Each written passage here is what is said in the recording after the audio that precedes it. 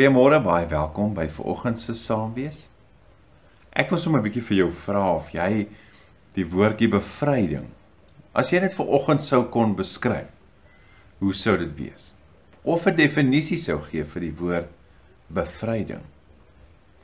Het jy al in jou lewe absolute bevryding beleef? Miskien was jy dalk in skuld gedompel en het dit reg gekry om dit mooi te vereffen en jy is vry daarvan.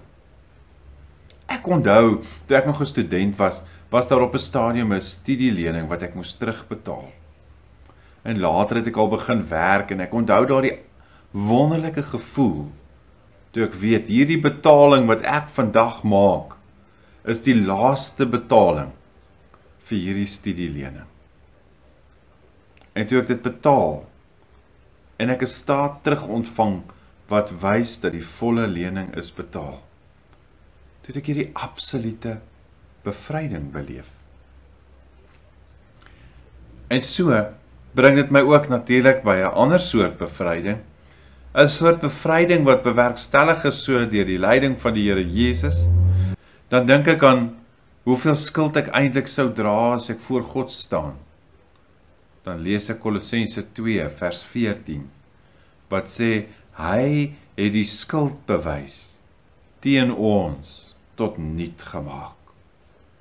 Deur dit aan die kruis te spyker, het hy dit vergoed weggeneem. Mag jy dalk hierdie gedeelte vanoggend weer hoor. Hy het die skuldbewys wat teen jou is, op die kruis gehang en dit vergoed van jou weggeneem. Dit is eerder absolute bevryding. Mag jy dit leef? Mag jy uit hierdie bevryding leef?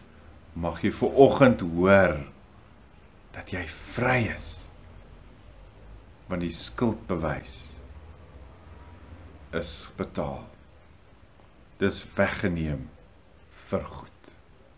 Kom ons bid saam. Here, ons weet, met tye is ons skuldig, en as ons voor U sou staan, dan sou ons kon skuldig wees. Maar U het die skuldbewys teen ons tot niet gemaak, deur dit wat U vir ons aan die kruis gedoen het. Dankie Here dat U dit vergoed van ons af weggeneem het.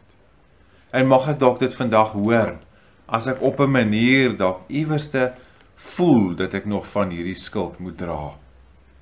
Mag ek hierdie bevryding in my kop diep bepeins en in my hart laat groei, dat ek kan leef uit U liefde en dit wat U vir my bewerkstellig het. Mag ek leef uit die vryheid van dit wat U van my al weggeneem het. Ek bid dit in Jesus naam. Amen. Gaan leef jou bevryding. Wees so ook tot 'n voorbeeld vir ander, dat hulle jou bevryding tasbaar kan raak sien, omdat jy anders leef. Mooi dag vir jou.